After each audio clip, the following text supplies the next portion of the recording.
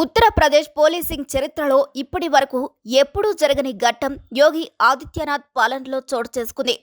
ఇది ఉత్తరప్రదేశ్ పోలీసింగ్ చరిత్రలో ఓ సరికొత్త అధ్యాయం. మొట్టమొదటిసారిగా మహిళా పోలీసుల బృందమే నేరుగా ఎన్కౌంటర్లో పాల్గొంది. ఇక ఆ ధైర్య సాహసాలను చూసి ఉత్తరప్రదేశ్ సీఎం యోగి ఆదిత్యనాథ్ స్వయంగా ప్రశంసలు గుప్పించారు. అంతగా ఏం జరిగింది? ఆ నేరస్తుడు ఎవరు? మహిళా పోలీసుల బృందం ఎందుకు ఎన్కౌంటర్లోకి దిగారు?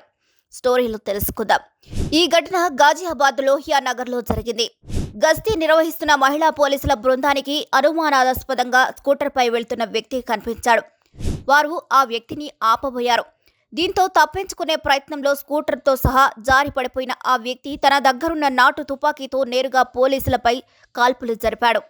దీంతో ఒక్క క్షణం కూడా ఆలోచించకుండా ఎంతో ధైర్యంగా ఆ మహిళా పోలీసులు ఆది పరాశక్తులుగా మారి కౌంటర్ ఫైర్ చేశారు.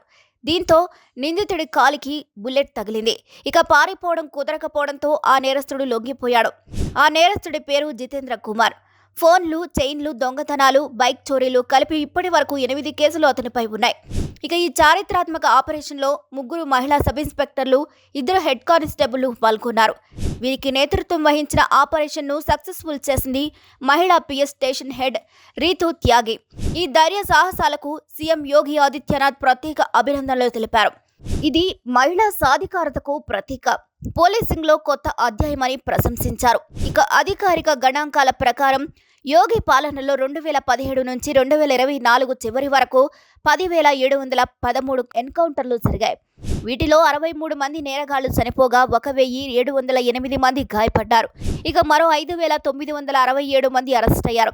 ఈ కాలంలో 401 మంది పోలీసులు గాయపడగా ఒకరు వీరమరణం పొందారు. ఇలా మాఫియా గ్యాంగులు, రౌడీలపై కఠిన వైఖరి కొనసాగిస్తున్న యూపీ ప్రభుత్వం ఇప్పుడు మహిళా పోలీసుల ధైర్యంతో కొత్త చరిత్రను లిఖించుకుంది.